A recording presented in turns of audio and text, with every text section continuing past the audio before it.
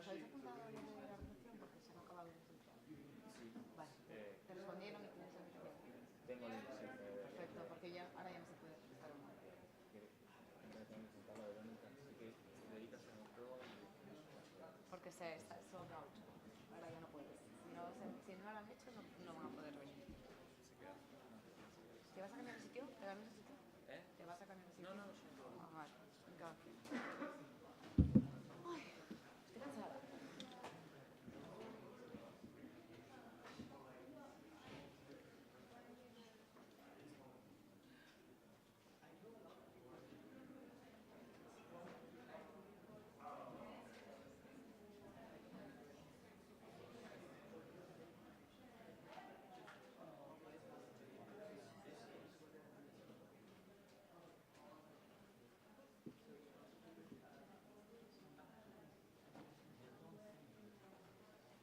Still there. Thank you very much.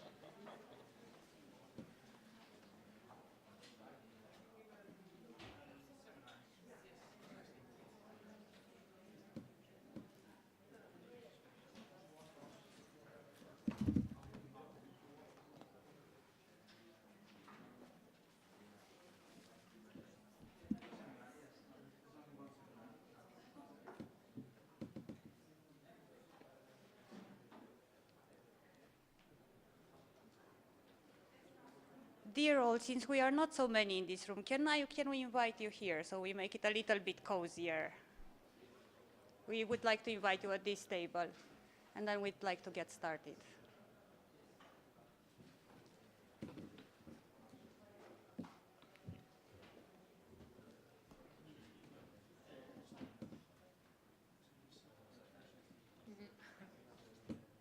You think?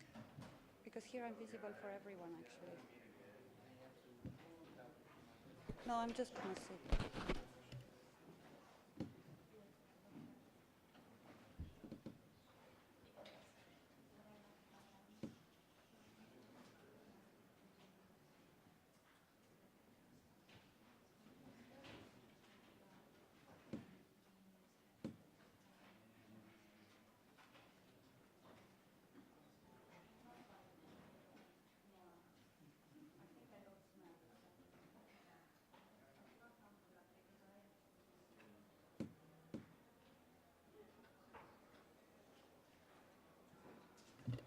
All right, I think we are getting ready to start. I still invite the people who are all over the room to join us here. My name is Ruxandra Panda. I work for the Council of Europe as an educational advisor. It's a very complicated title to explain. And I'm here to host this session on youth participation in internet governance. Now, we have planned this session in three major steps. The first one, to give you an overview of what we are doing on youth participation as an organization and why we are hosting this session. The second part would be working groups to review the recommendations that stem out of a seminar on youth participation in internet governance that we've recently done in October 2017, and to see how we can further them, or what measures we here can take to advance them, to make them reality. And in the third part, we will have a panel with several representatives of the Council of Europe, who could reflect with us either on some of the good practices and new developments in the institution, but also on what they can do to support the work on advancing youth participation. Since we are not so many, and since this is not the habit in this Internet Governance Forum, I would actually like to do a round of names. And for this to work, I would invite you to say your name, not the full, just the first name that you like to use, your organization, and maybe the country you come from. But the trick there is to really keep it to these three things. Not to say, hello, I'm happy, I come from this is what my organization is doing. So it has to be really RUXA, Council of Europe, Hungary. Is that clear? Good. Can I start from my left? Hi everyone, my name is Sam from netmission.asia. I'm based in Hong Kong. Thank you very much. Menno Ettema, Council of Europe, based in France. Augusto Maturin from Argentina, from the Youth Observatory. Hello, Fotion from Albania IGF and Albanian government. Hello, my name is Stelios Kavadias and I'm the Youth IGF Ambassador of Greece. I'm Michael. I'm an independent consultant and I live in Serbia. I'm Nadia from the Netherlands and from Young European Leadership. I'm Adisa from Nigeria, a Youth IGF Fellow. Roman, Civil Society from Russia. Charlotte from Côte d'Ivoire. I'm a Youth IGF Fellow. Hi, I'm Diana from Albania, student at University of Tirana. Hi, this is Shinyo Park from Korea, government sector. Hi, this is Heiki. I'm from netmission.asia. Just before you go, can we also invite the lady who's sitting on the other table to also introduce herself? Hello, Оксана Приходько, Enjoy European Media Platform, Ukraine. Hi, Kirill from Macedonia, working at the Embassy of Macedonia to the UN. Hi, I'm Ivan from netmission.asia. Hello, I'm Martin from Germany, and I'm here with the IGF Academy project of iRights. Hi, I'm Henry from the Copy Fighters, and I'm from Sweden. Hi, I'm Justin, and I'm from netmission.asia. Hi, I'm Bashir. I'm from Syria, based in Paris. I'm not presenting anyone, still a student here. Hi, I'm Alejandra from the Internet Society. I'm based here in Geneva, but I'm Spanish. Hi, I'm Amir Khan from Pakistan, currently in Turkey, and I'm an ISOC Youth IGF Fellow. My name is Ingrid. I'm from the European Bergland Center, based in Oslo. Anka, human rights educator, based in France. Milos, Advisory Council, Youth of the Council Europe, based in Brussels, Belgium. Brian from South Africa. Thank you. Very nice. Good. It's nice to see even more diversity than we actually had in our first seminar on internet governance, which was unfortunately Europe-focused, because obviously this is the Council of Europe. Now, for those who do not know, and with excuses to those who know, the Council of Europe is an intergovernmental organization that fights for human rights, rule of law, and democracy in Europe. Now, generally, the Council of Europe works on two layers.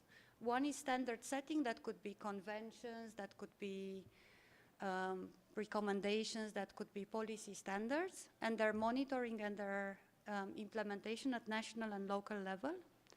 And so it works primarily with governments. But it also has quite a significant part of work that is less visible sometimes, which relates with capacity building. And that capacity building aims both at building the capacity of governments, but also the capacity of civil society and other stakeholders that are relevant in building a culture of human rights. I'm not going to tell you everything that the Council of Europe does. We have a nice booth upstairs, so I hope you can go and check. Most probably many of you have heard about the European Court of Human Rights, where you can sue your state for violating your rights. That's the most famous one. We also do work on drugs and other, and movies and so on, so it's quite diverse. I just tease you here and invite you to check further. Now, for more than 40 years in the Council of Europe, we also have a youth sector, and we work also with young people. and governments, primarily trying to set up a European policy and a standard setting that ensure that all young people are included and can participate in society. And it's the emphasis on all is very important in our work. More than that, I would like to let you know that youth participation has always been at the core. It's traditionally our main priority. So if other priorities change in the work of the youth department or the youth sector, youth participation has always been a core element in the work that we do. So it is no surprise in a way that we're also a bit concerned now about youth participation in internet governance, because it falls within our, let's say, tradition. Now, in terms of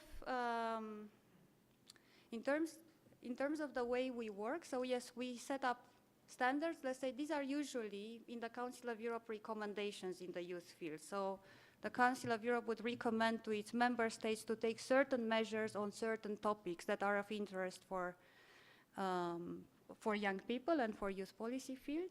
And then the governments would have to actually implement those. But we also have a capacity building program and an educational program which makes us slightly different than other international organizations, because this capacity building program is mainly aimed at youth civil society, so youth organizations, initiative groups, and so on. And it takes place mostly in our European youth centers. We have 2 of them, one in Budapest, one in Strasbourg. But also in member states when we are running programs together with a specific member state. And I think for curiosity reason, we run currently one with the Russian Federation, one with Ukraine, and several other countries. Now, can we actually change the slide? Now, we are aware that there are many levels of youth participation, and this, just like internet governance, can be a nice container of what we put in there. There are many levels, there are many forms of participating, from whatever, liking something on Facebook, till being part of decision making. Traditionally, in the youth sector, we are mostly concerned with participation in decision making, and we have been concerned with participation at local and national and regional level. And for this, I think it's interesting to see the definition that we operate with, just so you understand where the organization is coming from and what it's trying to advocate. And we can move to thank you. And you can see on the slides, I don't know if you can see the slides, but I for sure cannot see them. It's good, no? So this is the definition that we have from a charter that has been adopted at the level of Council of Europe, and that is primarily concerned with participation in local and regional life, which says that participation, it says there, it's more than having the right to vote or to be elected, but it is about having the rights, the opportunities, the space. What do you have? The means and the support. I did them in the wrong way. It's because I'm turning all the time. To take part in and to influence decisions that concern the life of the society in which I live in, or the topics that affect me. And that this furthermore says that I can also take part, I or young people could take part into activities or actions that further these decisions. Now, it says there that this is participation in any democratic society or community should be about this, and I think this also applies to internet, because we're also talking about democracy online, and we're talking also about the governance of the internet to be based on democratic principles. So this should also concern youth participation in internet governance.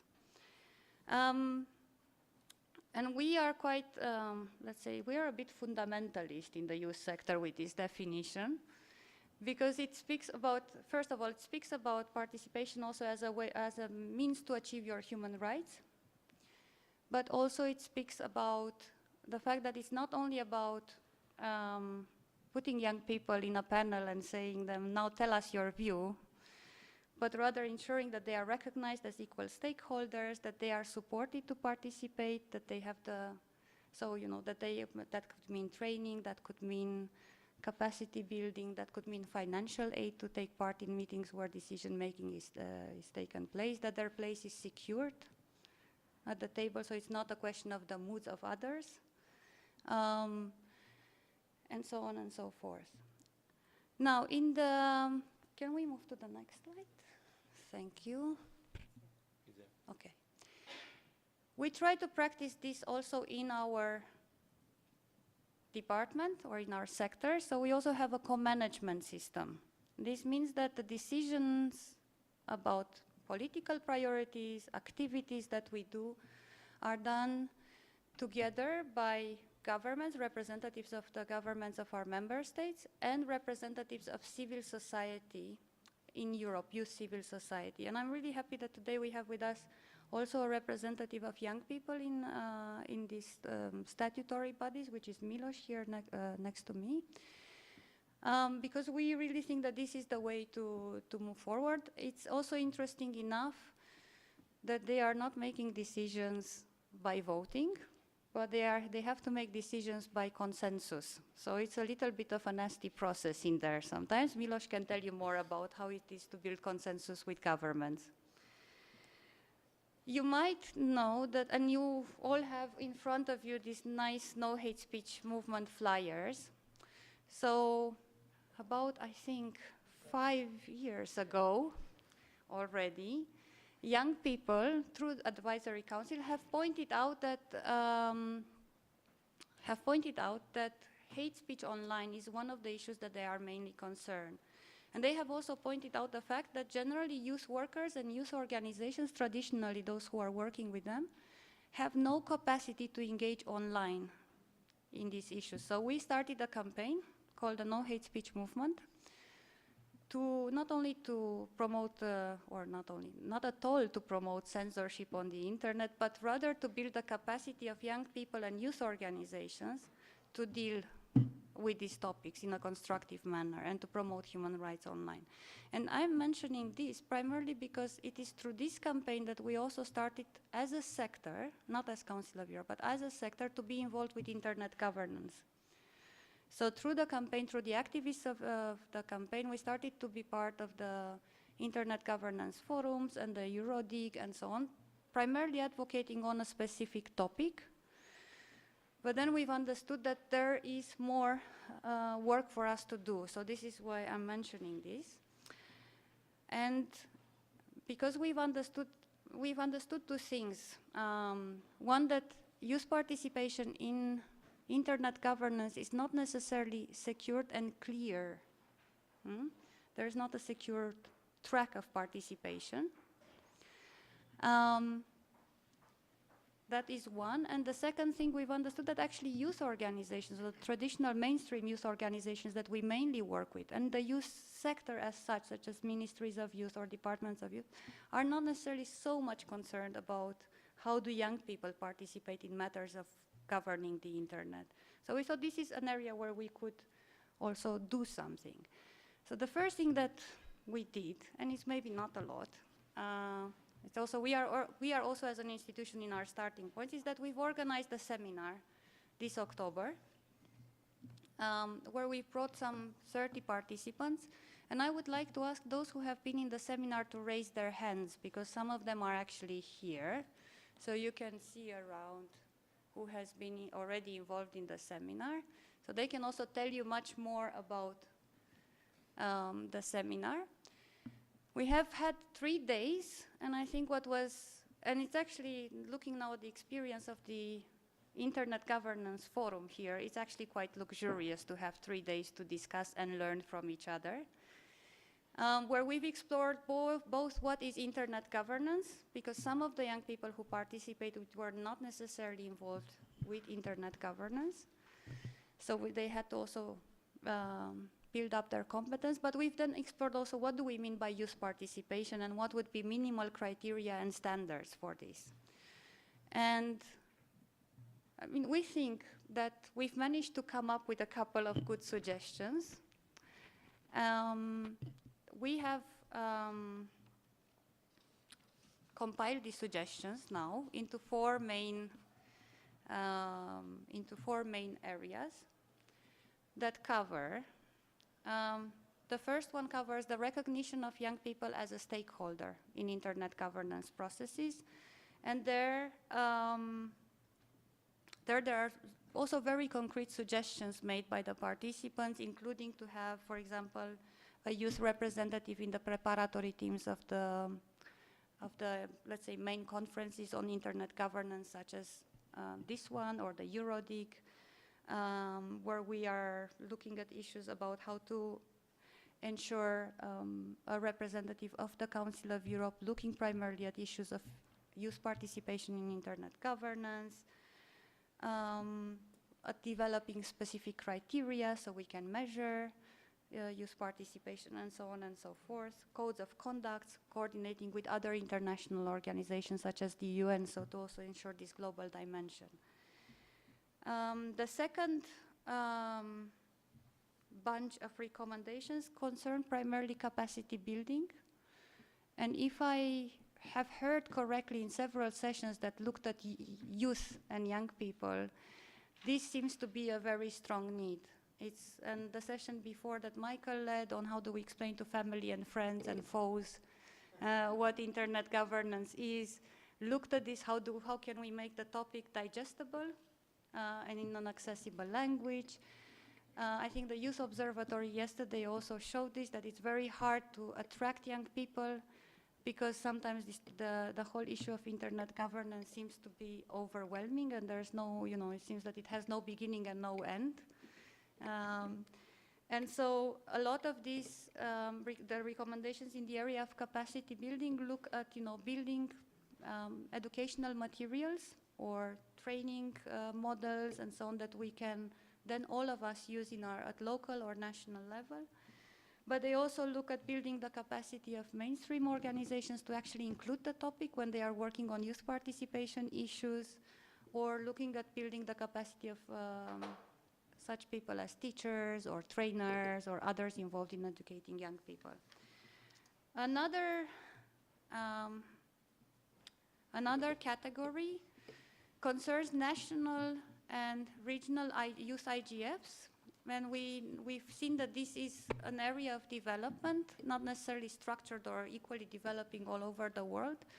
But we have seen that, especially in the seminar, this proved to be, or it seemed to be from the examples of good practice that we've heard, this seems to be a more sustainable way of involving more young people in decision making. So there are several recommendations about how to build on existing good practices, how to gather support from the government for actually having youth IGFs, maybe to coordinate also with other stakeholders in terms of youth policy, so to coordinate both internet policy and youth policy in this sense of working with such people as national youth councils who also have a very broad outreach. And then a last category of recommendations covers support measures. And here they vary from funding. I heard yesterday that all the young people here in the IGF are dependent on funding to participate, and this is not surprising. But also they look at training, at coordinating also different initiatives, expanding scholarship programs, and so on and so forth. And this is where I will finally stop talking, but I'm looking at either participants in the seminar or colleagues around the table if they would like to add something. No? I'm wondering if there is any burning question. Okay, Menno has something to add. Yeah, I will say also, I think one of the discussion points was also very interesting is how do you make youth participation in internet governance, as we said, all. So young people from minority backgrounds, vulnerable backgrounds that have, they have additional challenges in general to participate, let alone in the internet governance scene. And so I think there was a double barrier here, and this was also one of the discussion points. And in that sense, mainstream or existing youth structures sometimes represent these kind of groups. So how do we get these youth structures that exist on board on the internet governance discussion? So there's also here a double-layered approach. So not only the individuals, but also their representative organizations. Okay. What we would like to do now, actually, is to split into 4 groups where we have copies of these nice recommendations, and to review these recommendations, because these were also very much Europe-focused. So to have a look at them, but look at in each group at one category, have a look at them, see if there's anything to add, because I'm sure there are things to add that we've missed out. And also see if there's something to add, maybe if there are, let's say, actions that are proposed there that are to be prioritized, because some might be more urgent than others.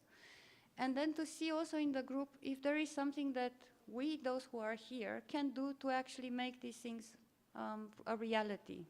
So maybe some concrete ideas of cooperation, of support can stem out of our discussions. Is this clear?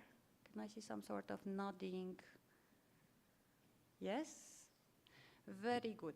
Then, the first group will look at the recognition of young people as stakeholders in internet governance processes, and it will be with Milos. And I suggest that you take the table over there to the far right.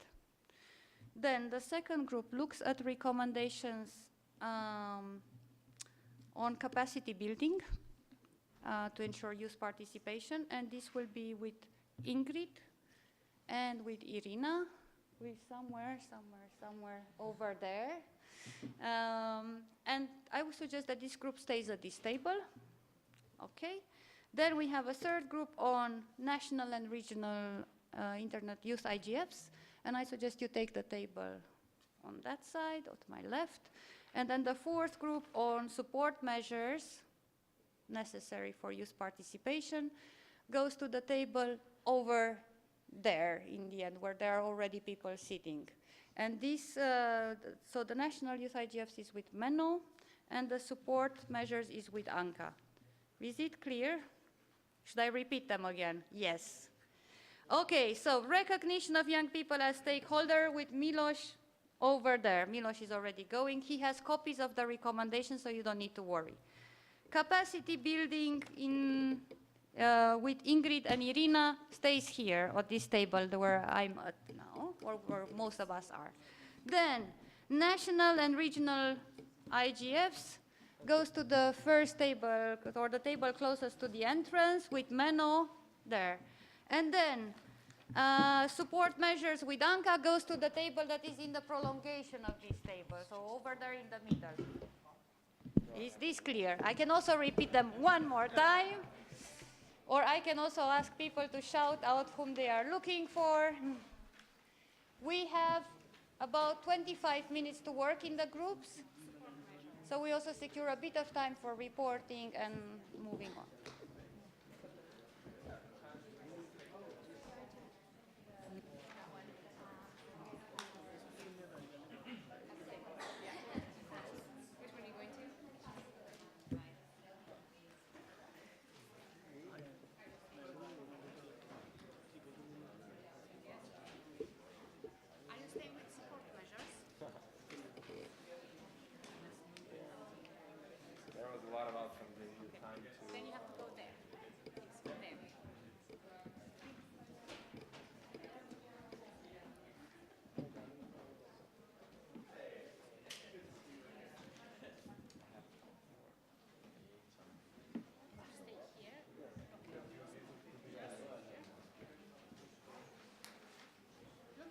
People interested in support measures.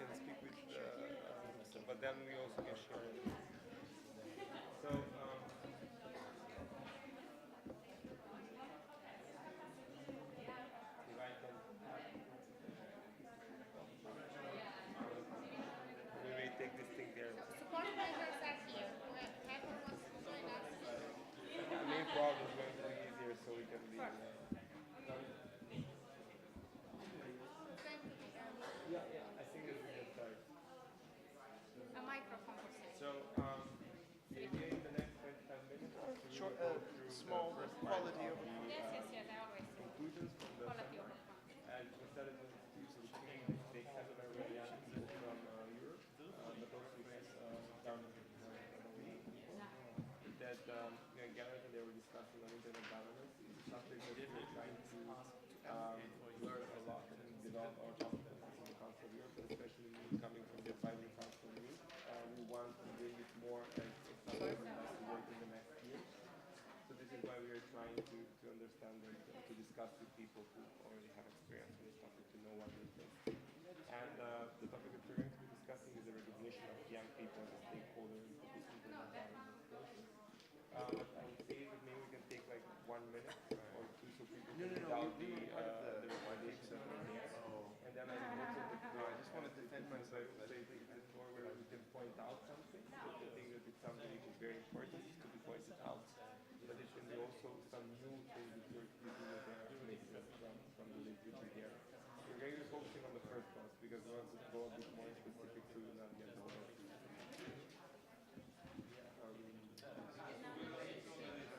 because I remember I can try to maybe somebody else will say it. I'm going to check and no problem.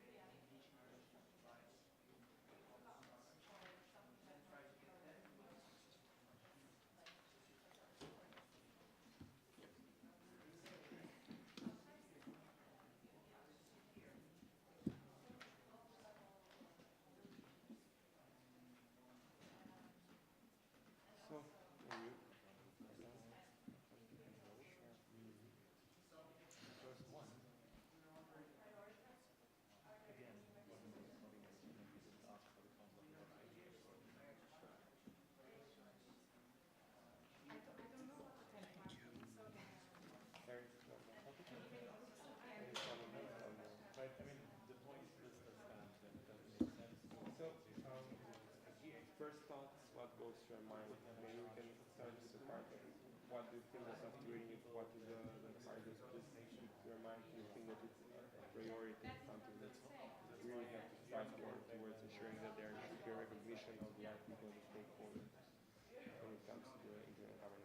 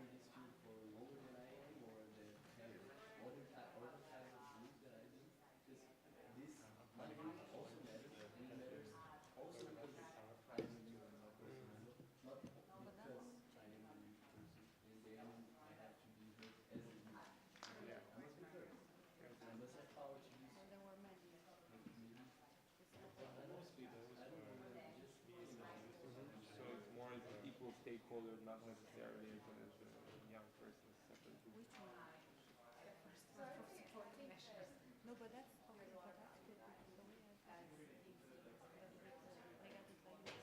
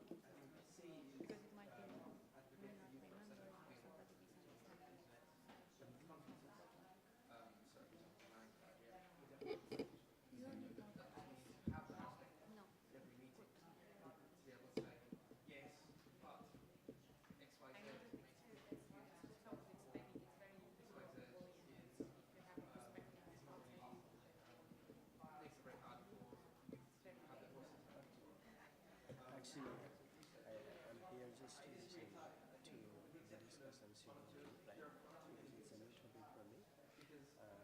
So I hope I will get a lot of things to learn. I think, the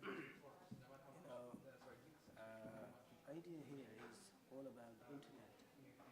As such, it is a technical thing, and we have been talking in more technical way about internet governance. But I think it has to be expanded relating it to the development, right? So internet for development. If we talk or if we believe in that idea, then we may need to ensure youth participation and representation in all the structures of the governance. As I'm from Nepal, right? We have different government structures. For example, the planning commission, right? For example, I can ask a question. Ministry level coordination committees, and many other similar committees. So even if those committees, those forums may not be related to the internet, but youths must be there to understand the development practices, right? How it is going on in the country. And then we are able to relate our internet sort of things with the development. I think that is, in my context, I don't know. Were able to talk on their issues that they thought were very much what we said we should raise as an extension. So even if they were able to discuss their position, they raised the curiosity of other One thing, people. and the next, And therefore they were able to, these all forums, were able to support say them because they raised the Internet Forum or the System Level Development Goals, right? These are the global frameworks related to the development, where we really need to include the most downtrodden groups, downtrodden people. For that, we need to develop campaigners from the grassroots who really represent the marginalized sections of the society. So we need to, therefore, establish forums where the representatives from the marginal groups are included, right? And they can raise their voices. Otherwise, it's just like a handful of elites or a handful of people who are informed, right? Who enjoy the information sort of things. Just capture these things. So, in my country, right? This is particularly related to my country, but I don't know about the context of Europe. Yeah.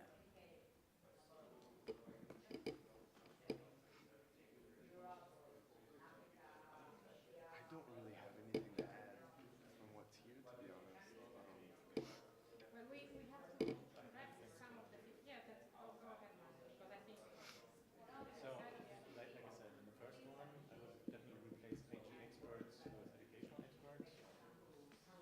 You don't need to put on educational advisors, but somebody from the youth department or youth sector that can take the coordination, that understands the youth sector and has a relation to the topic, or maybe unite AG experts and educational experts. But we definitely need support in terms of the educational structure of the event, not in the, because there's a lot of experts that you already get available. What is lacking is the educational approach at the moment. And on the point M was the ambassador programs and scholarships. I think asking for expanding them, sure, we can always advocate for them to invest more money. It would be good if they would clarify what is entailed in point M. And the ambassador programs. And scholarships.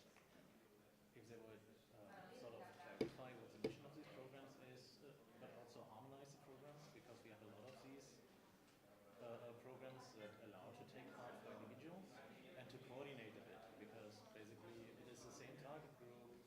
It doesn't make sense that all the people apply on all these different scholarships instead of trying to bring the youth programs together. On day 0, for example, we had like 5 different events, and they all had the same program. It doesn't make sense. That's why I would like to advocate for coordination and not just to expand. I mean, more people always nice, but I would like to add that. And then I have 2 points that I would like to add when it comes to support. One is we try to enhance the understanding of youth participation in internet governance. To enhance the understanding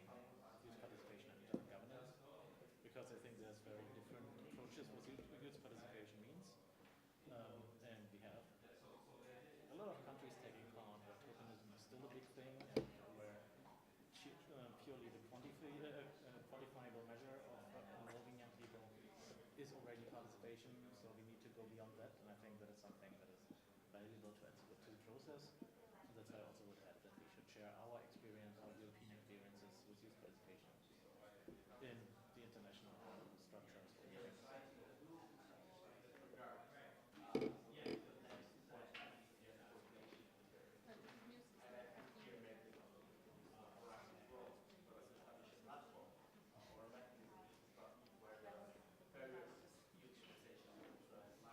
Aside from, I just wanted to add, aside from just in point in on number 4, aside from just expanding from what Martin said, I think promoting them better is really also key.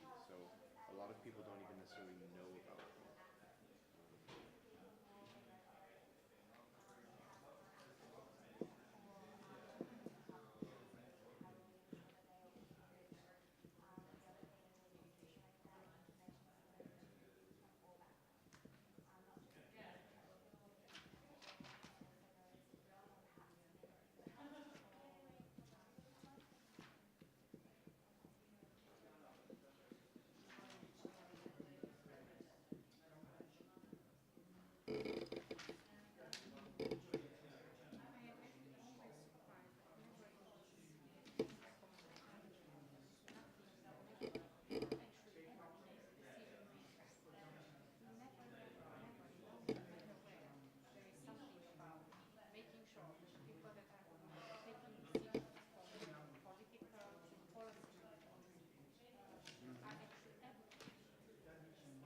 But that's what I meant with the enhance the understanding of youth participation, because, I mean, for me it's not only decision makers, because in this forum we have all the different stakeholders, from economy to academia.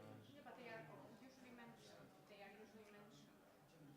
Yeah, they are mentioned, but none of the stakeholders is very much educated in youth participation. That's why I try to keep it more global. Because even some of the youth groups have very little understanding. No, but that is, the needs of participation is clear everywhere. To me, the fact that all those years when I was in Europe, and I never saw when it comes to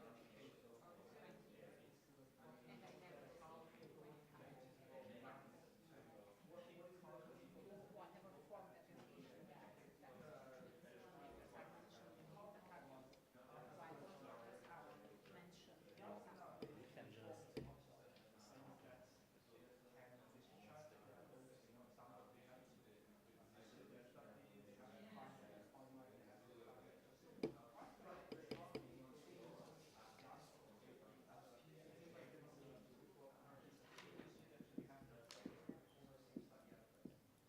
And something very concrete that we can come up with something that you will make. You will be doing. I have to explain actually to my mom. Yeah, I'm very back because she's home with my daughter, and I have to explain what conference I think. That is what I'm going to do. Because she's very concerned about that. That's happening, how that will affect her life.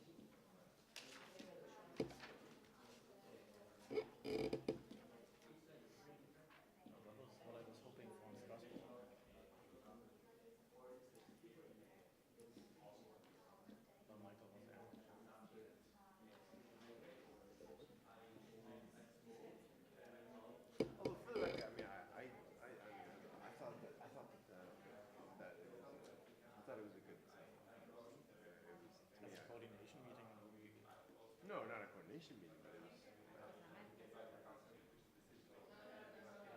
Had quite mixed comments. I mean, I think one of the points was also on the initiatives was one of the points how it was advertised. Yes, one of the objectives is always to know each other and try to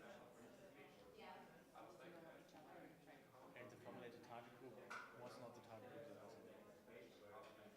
So I expected a more experienced target group. And I knew that more experienced people also applied. I know also that some of them can't surpass the limit,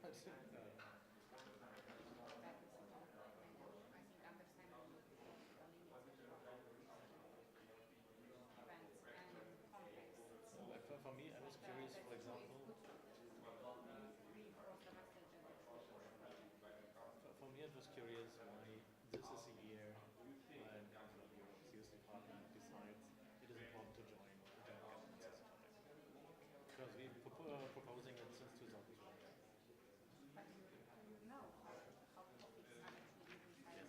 So that is, when everything is political, it takes a while until certain things can be put up on But the that's why agenda. when the panel groups addressed the question, it was on how can we push these topics. I would say, look inside yourself. How did it come that you now picked the topic, and not when we started working on it?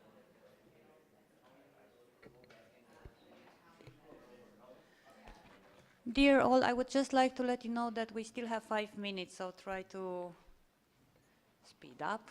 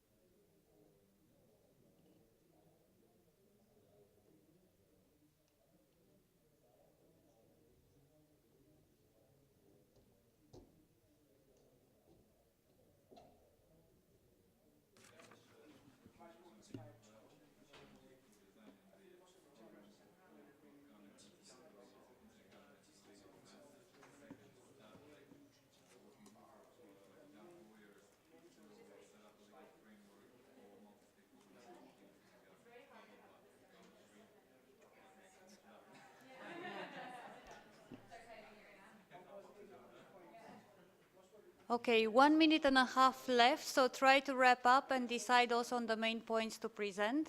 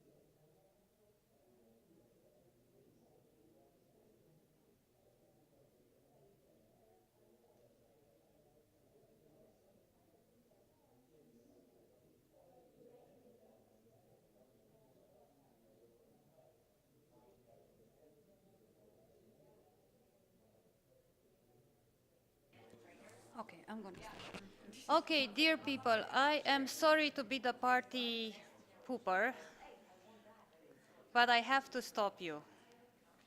I have to stop your good discussions, so maybe and invite you back so that we also hear what each group has done so far. I know that there is much more to add, and there is, I think we could use at least one more week.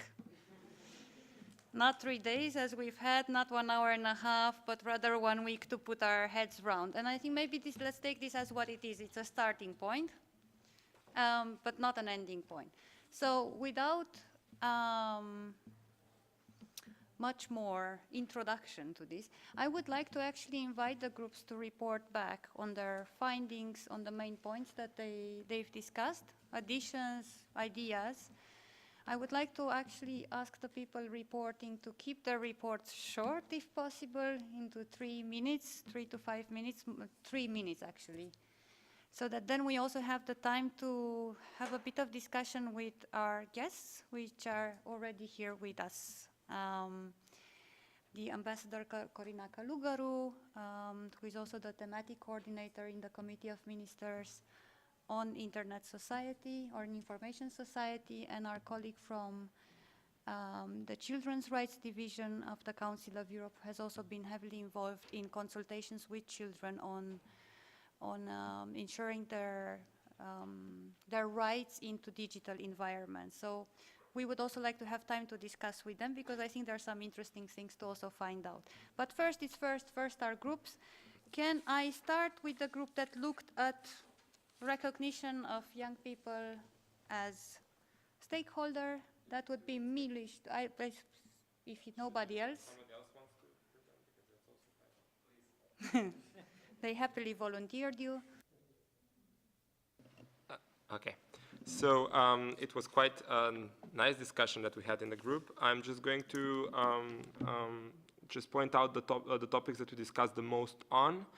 Definitely we discussed that there has to be space for young people to be part of the preparatory teams and for young people to have a higher role when it comes to organizing forums, but also not as participants only, that we think that there has to be space for young people to be also decision makers when it comes to organizing events which are tackling internet governance, but specifically the parts which are tackling young people directly.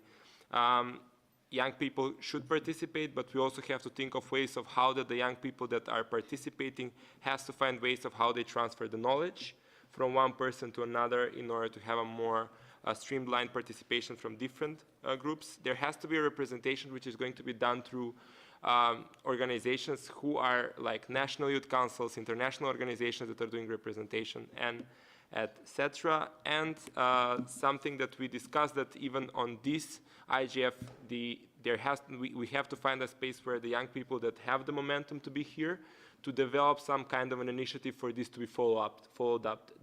Is it going to be like a declaration of young people from the IGF, or something that has to happen now here that can be followed up in the future? So we make sure that we are not just a momentum, but we make sure that we, the young people, are actually a stakeholder for the internet governance as such globally. So I think that this is a very small summary of the discussion. Okay, do you have just to follow up on this idea of actually doing something now, a declaration? Is there any proposal on how to do it?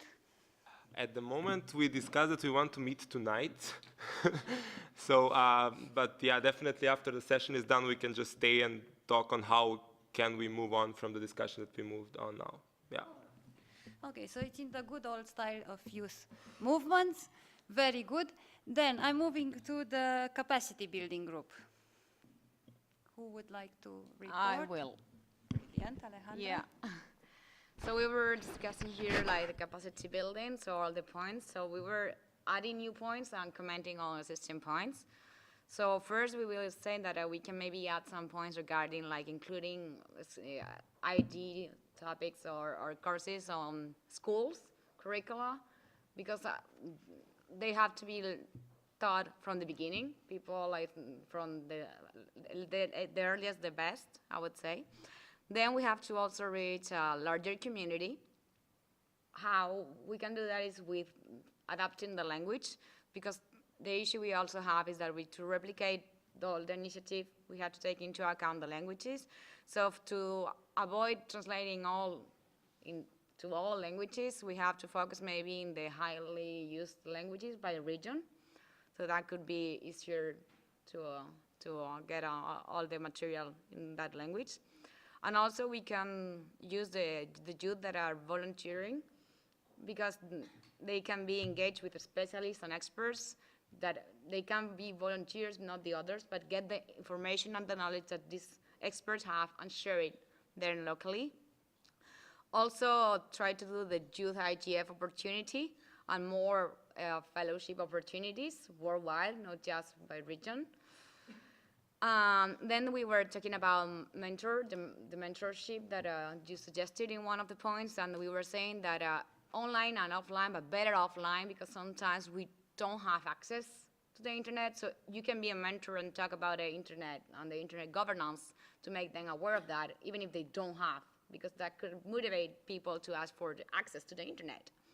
And also we were saying that we have to have like a sustainable system, like the mentors of that now, I would say the mentees will be the mentors of the future. So it's not just one day, 1 year. You have to be like sustainable.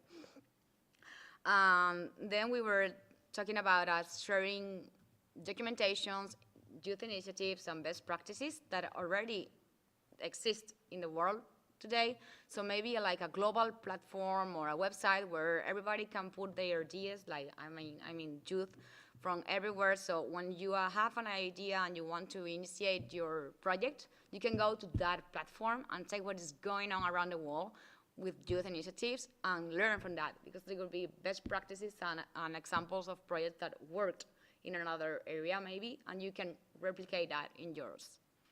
That's it. Thank you very much. Then we move to national and regional IGFs, youth IGFs, and I pass the floor to Menno. Yes, I forgot to ask if anybody wants to present, so I take the initiative, I think. We discussed how can we get more youth involvement in national and regional IGFs, focusing a bit on, is it setting up youth IGFs the solution, or is it about involving young people in IGFs at national level in general? I think both ways are appropriate as long as young people are there. I think that was clear. That came straight away to the first question. There's issue of criteria. There are calls for people to participate, but then the criteria, who sets them? And criteria sometimes can be very limiting, so that certain groups are more profiled than others. So this already has an inclusion issue, and some people fall out. So this is one problem, the criteria setting, especially when it comes from the governmental sides or the government initiatives. This process is not transparent or clear or not inclusive. Then when we're talking about participation and recognition of these young people, there are good examples and experiences of national youth councils, for example, being involved in national initiatives on internet governance or participation, but that doesn't trickle down to the local level or even the regional level. So at national there's support, but it doesn't go down at municipality or level. The other way is also possible. In some other countries there are lots of active municipalities or regions where civil initiatives are supported, and you see regional initiatives for internet governance, but it doesn't go up to the national level because the national ministry doesn't answer the email or is not absolutely not recognizing the work that's being done, and there's no official platform. So it goes both ways, many different experiences, but it needs to be dealt with. There was a question here about, okay, but how do we then reach young people? Lots of young people do not know that it exists. Yes, there are some websites out there, but these websites are not the best way of communicating, so we need to look, for example, there's an example where Facebook was actually a wonderful tool in reaching out many young people, peer-to-peer learning, but we also discussed teachers, for example. There are fellowships out there in various countries, but even teachers that deal with technical issues do not know about these fellowships. So there's all kinds of here communication issues that needs to be done. So when there's support, people still don't know how to apply. And then the last point of discussion I think was very interesting. It was about welcoming spaces.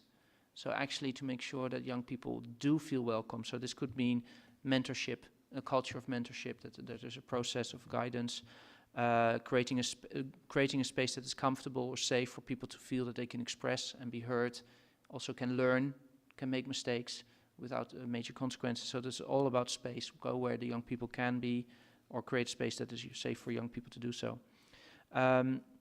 Then there was a quote here that many of the panels here are not very youth inclusive, unless it's a youth panel or youth topic. But reflecting on that, there's here also a reality that some experts do not know how to find young people. And there are actually youth experts or young people that are experts in that field.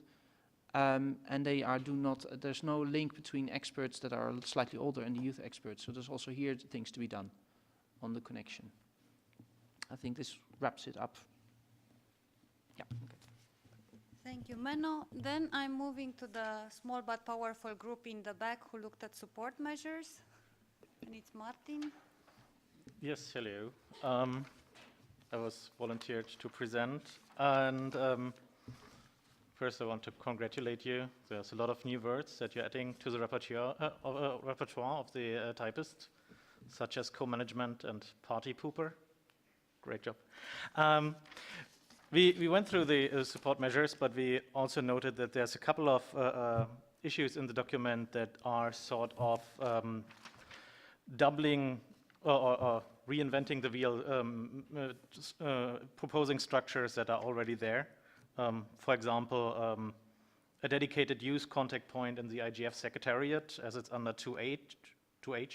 There's Anya Gengo, who's sadly not here, but there's somebody in the secretariat that's dedicated working on youth issues. There's a couple of more points. I will later come back to that. But on the support measures, first and foremost, first suggestion would be in point 4a, the recommendation that there should be Council of Europe's IG experts invited to coordinate the youth side event at Eurodic. And that is, I think, that is not a skill that is missing. What is missing is a skill that is about education and pedagogical approach on how to convey these topics. There's a lot of experts in the conference, and if you want to hear the expert opinion, there will be plenty of opportunities. But when it comes to structuring these youth events and dedicating educative measures to young people, there should be educational experts that are coordinating these events in order to make sure that these rather complex topics are understood. Under 4M, the paper recommends to expand the youth ambassador programs and scholarships, such as ICANS and ISOCs. We would say that this is not going far enough. For once, the programs should be better advertised. Not a lot of people are reached by the current advertisement of them. It should be clarified what their mission is and how they work. But they also should be harmonized, so we do not have so many competitive use offers where a lot of people apply for the same thing. And then we have a lot of parallel structures at the IGF, like on day 0, where we have 5 different use events about the same topics, but instead rather bring young people together and coordinate this approach. So generally, they should be better coordinated and better promoted and harmonized. Furthermore, we would suggest additional points. One would be to enhance the understanding of youth participation in internet governance, not just amongst young people or the international institution, but amongst all stakeholders and age groups. Because we often find that in these meetings, youth participation is still understood very differently between regions, stakeholders, and age groups. And the last point would be that we should also share the European experience with youth participation, as we consider Council of Europe quite advanced on the topic, and that information should be brought into these forums. And aside from that, the full paper was very much focused on Europe, which made it a bit difficult to discuss this in the international context, but I think this message should be also put out there, in particular youth participation. Thank you. Thank you very much, Martin. Thank you very much, everyone. I think you all deserve a round of applause for doing quite intensive work in very short time. And we have, for the time remaining, I think it's time to discuss also with our guests, who I'm very happy that they had the chance to also hear your points of view on the recommendations. They've also had the chance to look at the recommendations that came out of the seminar. Now, you might know or not, the Committee of Ministers is still the highest decision-making body in the Council of Europe, so nothing that we decide or do is actually reality unless the Committee of Ministers says yes to that. No pressure. And the Committee of Ministers has appointed Ambassador Corina Călugăru to be the thematic coordinator on information policy. And I would like to ask her first and foremost, what are the major developments in the Council of Europe on the topic that maybe we should take into account when looking at fostering or advancing youth participation? Good evening to everybody. I'm really happy and pleased to see you in that room because I think it's really important to have a dialogue between the decision maker and the young generation. And I'm really pleased to see that you understand your role, and your proposals and your suggestions that was mentioned today in this room are really important, and I will try to inform my colleagues in the Committee of Ministers as well, because on the young generation depends our future. So when we are talking about internet, it's really important to take into account that the internet invaded our reality, our existence. And when we are talking about internet, we have governments, we have internet providers, and we have the society. And in the society, we have young people, we have children, we have teachers, we have students, and many, many national, regional, and international stakeholders. So as a TCINF, as a thematic coordinator on information policy, I have a role to monitor the implementation of internet governance strategy of the Council of Europe. This strategy had as one of the main objectives the creation of the platform of cooperation between the Council of Europe and the business. So the last 1.5 years was dedicated to negotiate the creation of this platform. So at 8th of November, the Secretary General of the Council of Europe signed the exchange of letters with 8 internet companies and 6 associations. As in the companies, we have Google, Microsoft, Kaspersky Lab, Deutsche Telefonica, Orange, and the associations. So this platform is the first ever room, let's say, of dialogue between the governments, the Council of Europe, and the businesses. So during the negotiations, I had the privilege to listen the comments and even some critics on behalf of the companies, which I think it's really important, because usually at the Committee of Ministers level, through the intergovernmental committees, we are drafting and adopting a lot of legal binding instruments, conventions. If we're talking about internet, one of them is 108 dedicated to the cybercrime, where we have a lot of guidelines, recommendations, and usually the companies are saying that we are drafting that from the perspective of law enforcement structures, forgetting about the fact that all the standards should be applied, including by the companies or by the internet providers. So I think in general, when we are talking about internet, we have different perspectives, and it's really important to have an exchange of opinions, to have the dialogue and the communication, even online or offline, but it's most importantly to have the dialogue, to understand all the advantages that we have, but at the same time the challenges, because I'm sure that even the young generation using internet has their own understanding. Even we are trying to make our studies online, where we are trying to communicate online, but definitely we need to have that dialogue. So now, with the platform dedicated to the business, we are trying to understand each other, to have the room for the communication and exchange of information. The second main development right now is dedicated to the draft recommendation on internet intermediaries. So we hope that by the spring we'll have adopted this recommendation. It's really important to emphasize here that we are not talking through the recommendation just about the obligations and the rights that had internet intermediaries, but as well on the rights and obligations or responsibilities of the governments. Again, internet and all the stakeholders on the internet had rights and obligations.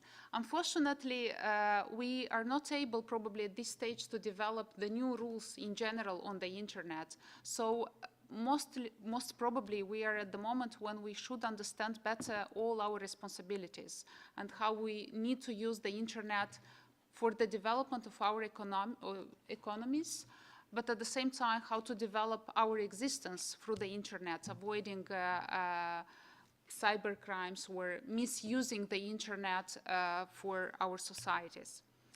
So these are the most important developments. One of them will be as well the modernization of the Convention 108 on the cybercrime. I hope that we'll be able to find a way how the young generation could suggest some improvements to all the instruments, or how youth can help us towards the implementation of all these instruments. We're making these instruments more visible at the national and regional level. Because, again, the Council of Europe has many important instruments, but still it should be more visible in our societies. And again, as the Convention 108 is not limited to the Council of Europe member states, but to other countries, and at this stage we have 51 UN member states that are acceding to this instrument. Thank you. Thank you very much for this update. I also understand that you are very willing, if they stay overnight, and draft a declaration and a position paper to take it forward to the Committee of Ministers, or I'm pushing here too much my luck. But I think you can, I'm playing a bit of devil's advocate here. But in fact, it's really very interesting the role and the mandate of TCINF. Usually we have the TCINF formal meetings and informal meetings. So perhaps we can think how we can bring the youth voice within the TCINF activity in the Council of Europe as well. Nothing is not or impossible could be possible. So this could be also something to consider, so to bring the issue of youth participation at the highest level in discussion. Now, the youth department is not the only department looking at participation issues. So we have a children's rights department, and they have done consultation for the elaboration of guidelines on children's rights in digital environment, and they have done these consultations with children. And I think we had in several sessions discussions about how do we make these topics digestible. So we have with us our colleague Gisela Gori, a program officer within the Children's Rights Division, and I would like to ask her to maybe share with us some of the main findings and some of the main lessons of actually working with children, knowing that some of the children are also young people. We have a bit of an overlap there, no? It works? Yes. Thank you very much for the floor, and I'm happy to share with you some ideas. I will be short, given that probably you are very tired of listening to people talking, but I think that in a nutshell, what the Children's Rights Division is doing with children is very innovative, and it's also giving good results. So participation, you were talking before in your recommendations about be part of a decision-making process. Somehow participation is the tool, is the way, is the manner to get part of this decision-making process.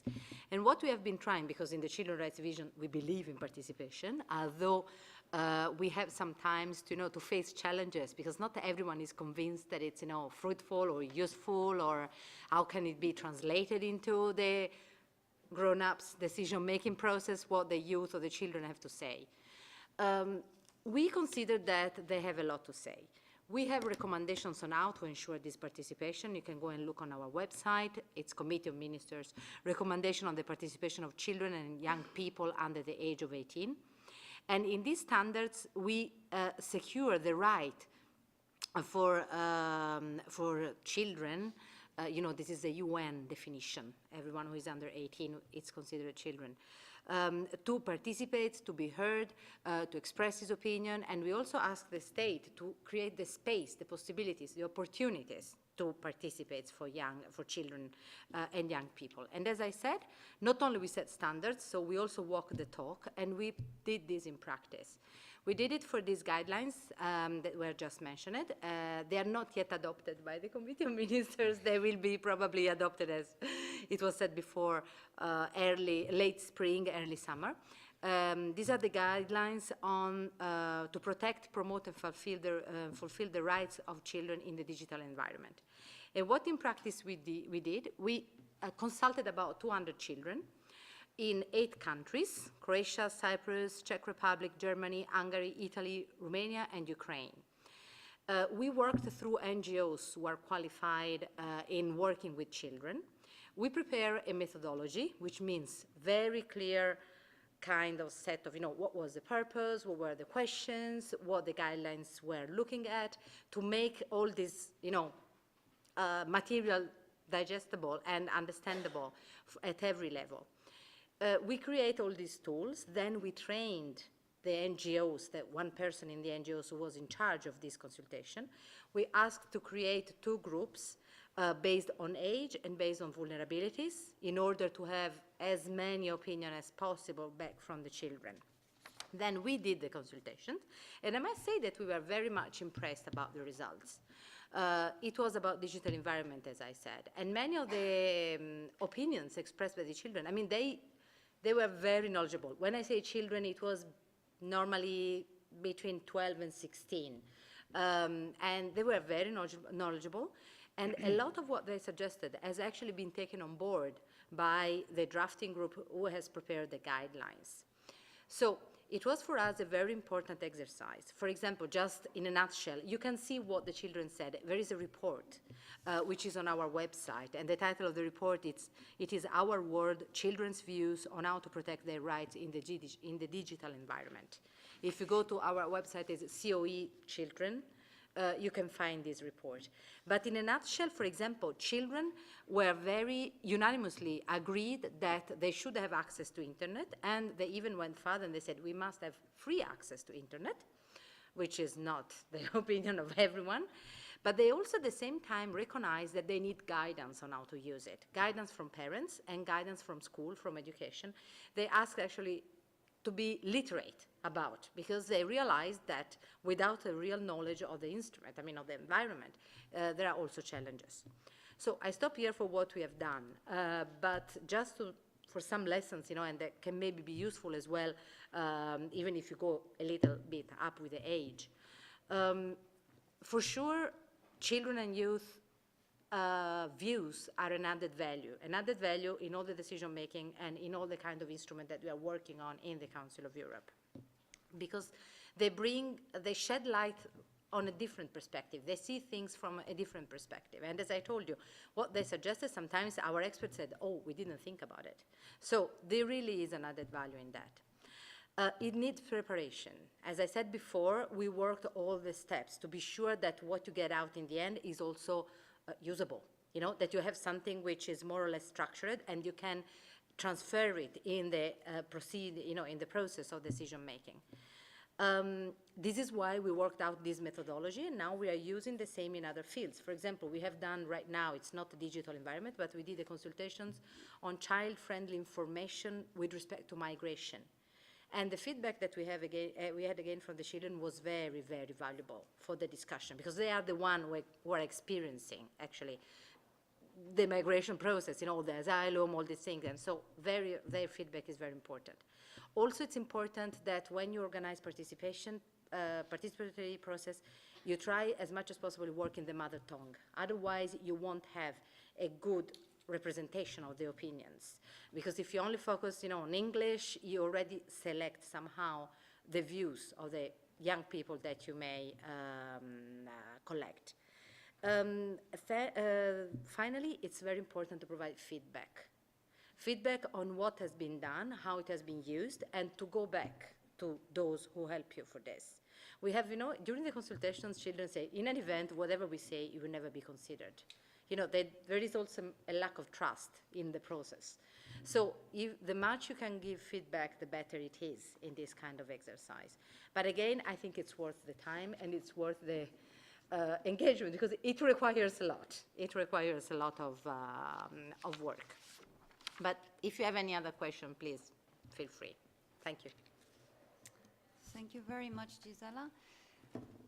We have with us also Milos, which you have met already before, and he has coordinated one of the working groups. Now, Milos is a representative in the Advisory Council on Youth of the Council of Europe. This is a decision-making body in the youth sector, but they can also address also other sectors of the Council of Europe. I think this is important to know because their decision might stop at the level of the youth sector, but they might influence decisions also in other policy sectors. Now, Milos, you have heard, you have seen the recommendations, you have heard the working groups discussions. What do you think can be taken on board or forward in the youth sector? And also, I think one of the questions that we have been sort of juggling with in the last months is how can we also bring more mainstream youth organizations like the ones who are also part of the Advisory Council on board in internet governance processes? And thank you, Roxa. As you said, that we are very proud with our co-management system when it comes to the youth department because we feel that it actually gives space for young people to participate and to be heard. I'm sure that we mentioned it so many times, but I will try actually very shortly to present you what does it actually mean on a very personal level for me as a young person to be able to participate in this direction. Some of you said in the group that we were discussing there that because of the Council of Europe, 35 young people were able to participate on the Internet Governance Forum. That decision was brought by the co-management system. So young people were the ones who were actually deciding that more young people should be able to participate in the Internet Governance Forum. On what was presented by the ambassador, the new draft recommendation on the Internet intermediaries, because of the co-management system, I was able to follow up the development of this draft recommendation as a representative from the youth department and a young person who is coming from a civil society organization.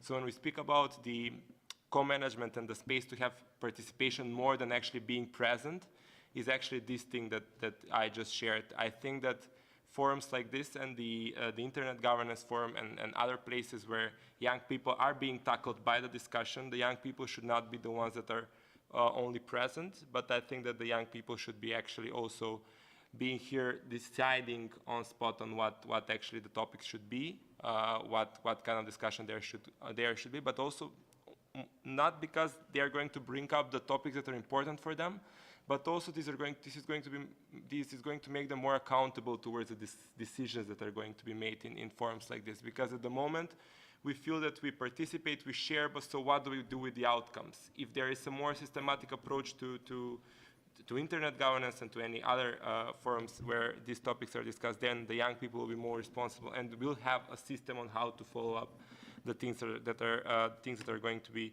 decided. It's not easy. It takes a lot because to create an enabling environment needs all the things which are written inside the recommendation that was just presented to us. The training, the education, the space to make all the information and everything accessible to all the multi-stakeholders which are in the room. It takes time, but I think that this is a way of how the decisions which are going to be made are going to be very much more effective and will be taken afterwards.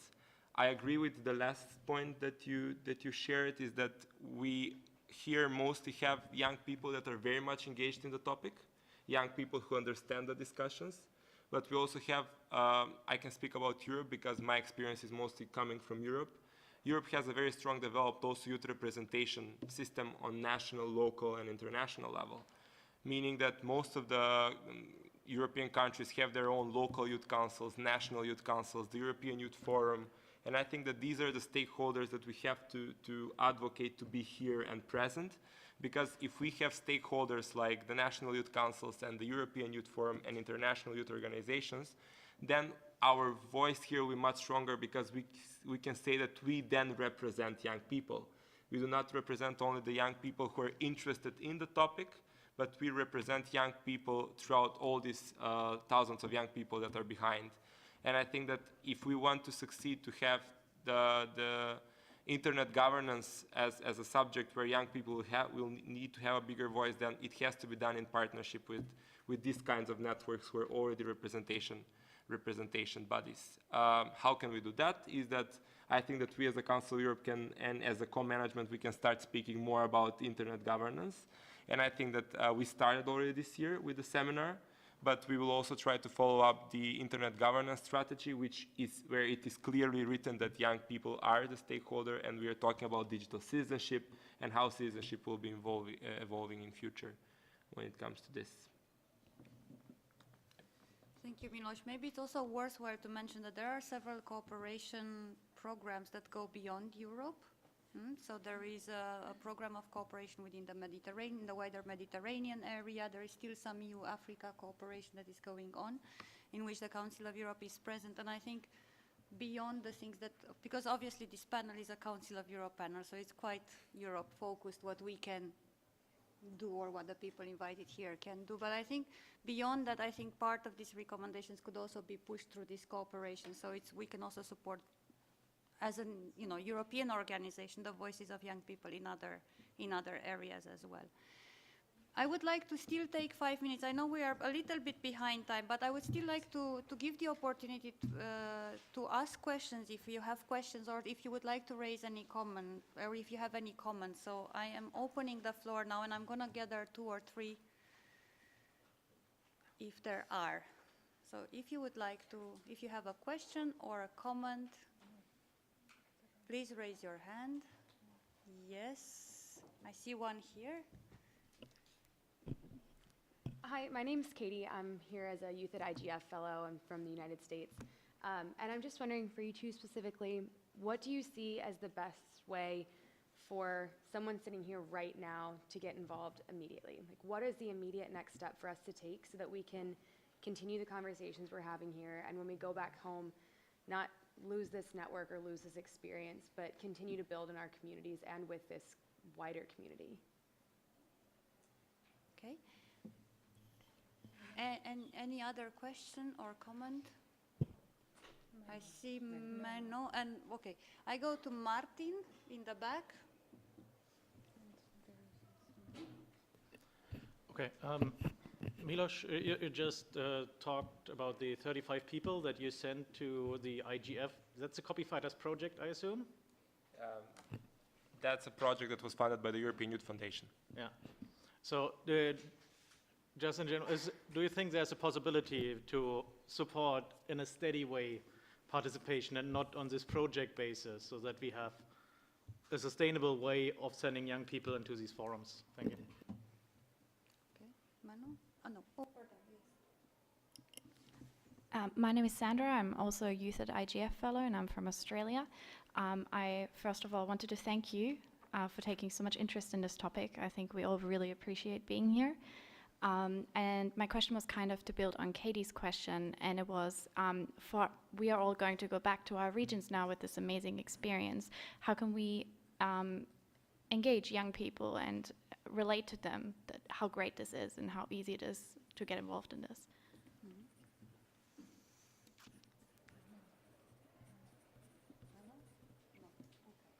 All right, then I invite the ambassador to respond, and then maybe we see with.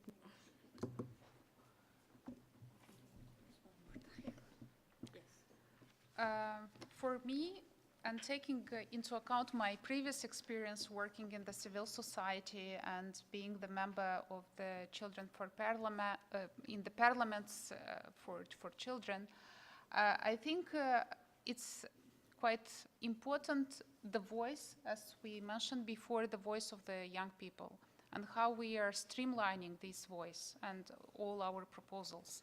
I think the IGF and the participation at the IGF of the young generation should be somehow formalized by a declaration. What you want to do after that, how you are going to work with that. Where if you participated here and taking into account that we have internet, but we have the participation around the world, to create a platform online, so your voice will be widespread, not just nationally, but internationally. But again, I think it's in the most important how to have the concrete proposals, how you were in which field you want to be more active. Because just now we was coming with Gisela from launching from the flash session dedicated to the new literacy, internet literacy handbook of the Council of Europe that was updated recently. So we identified that, oh, it was a topic new, but very necessary for the audience, and doesn't matter you are a child representative, or you are a teacher, or you are a parent. So depends, and taking into account that the internet is quite very widespread and has many different elements, where you think that your voice is important on promoting safer internet or towards cybercrime, or towards bullying and so on. But again, I think it's important to have a declaration of young participants at the IGF and what you want more. And I'm sure that you'll succeed. On the question if it can become more of an activity that has to apply to our project, yes, it can. If it goes through the because there is a programming committee that is deciding on how the money of the Council of Europe and the European Youth Foundation, when it comes to youth, are discussing, and I think that it really depends if it is at the moment. We have to see if it is a priority, and if it is a priority inside the youth department of the Council of Europe, there can be money allocated in this direction. The budget is being planned much more in advance, so we cannot say that next year there will be money for people to come to the Internet Governance Forum. But as an idea, this is something that I can follow up with my colleague. Luckily, I will be 2 more years in the Advisory Council on Youth, so I can follow up this as an idea, and then the programming committee can see if there is a possibility for something like this. There is but yeah, you can go on. I think there is, Martin wants to add another question. Yes, Martin. I just wanted to give a hint to the other to audience questions, because we're looking for local contacts, and there is the Youth at IGF project, which you maybe have seen here with the blue shirts and such. It's sponsored by ISOC, and they have regional, local youth IGFs all over the world, and that might be a good starting point if you want to build something local in your local environments, because I think that's nothing where Council of Europe can directly support you. Just if I can add one, I will point out something that we already talked about. It's on, I think. Also, I strongly believe that it's very important to mainstream it. It's very important to mainstream this topic towards the other organizations who are already working and they're networked. So if you have an organization who is active, is it a student union? Is it high school union? Is it any kind of network that you know that already exists? Mainstreaming internet governance is going to make also your job much, much easier, and is going to bring more people who would actually understand what we're talking about. Okay, thank you. I'm wondering if there's any burning comment or question still to be addressed. Menno, yes. Just to add to this international component, I think it's also important to recall that the Council of Europe has a long experience built up on youth participation. So while this is a European context, there's many examples where national or local initiatives or organizations have used the Council of Europe resources and translated to the local reality. Many of the things are being translated in various languages. So I would invite you to come to the youth department's website and actually see what is available on participation, for example, gender equality issues, sexism. There's a lot of topics that are important for young people. Many manuals, many training manuals that can actually be used in your setting for the capacity building, or recommendations that have been drafted which actually give very clear guidelines on what you could do and should be doing together with local governments or national governments on securing that. In that sense, I think we would like to get your contact details also, and we could maybe actually send that out as information at some point together with the seminar report, which also has these outlines of possible solutions or ways forward collected. I took part of what you wanted to say, Roxanne. That's okay. So first, just to complete on what Menno said, I think what's important to also know what's in the plans of the youth department for the next year is that we are working on we will start working, we're not yet working on it, let's be honest here.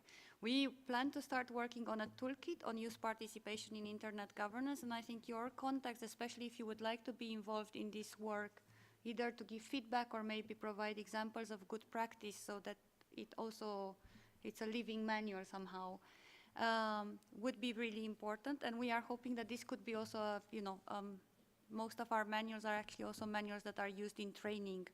So we would like to make it as useful as possible to you. So we will start passing around this contact list. If Ron can help me, that would be brilliant. So I think this is fairly important. And we have foreseen already for next year a very small budget for a very small participation in Eurodig. That, I think, based on that, I think we then can see how to build it further. Good. I saw a hand up, so I will pass the floor to you, and then I would like to close this session somehow.